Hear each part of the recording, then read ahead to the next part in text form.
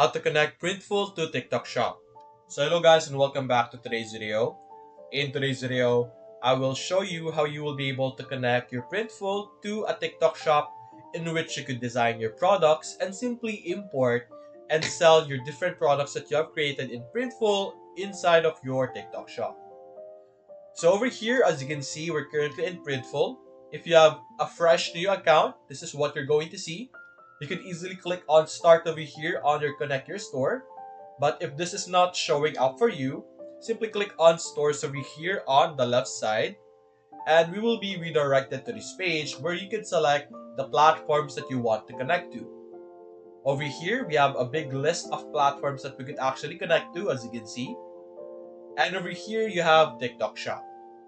Simply select this option, and over here it's going to give you instructions on what you need to do. So it's very easy to connect. So over here, simply go to the bottom and simply click on authorize US or UK. This is going to be strictly for this regions only. So simply click on authorize and you're basically going to be requested to be logged into your TikTok shop, and simply enter the necessary information and you will be able to easily connect these platform or Printful together with your TikTok shop. So that's basically it guys. If you can enjoy this video, leave a like and subscribe. Thanks for watching.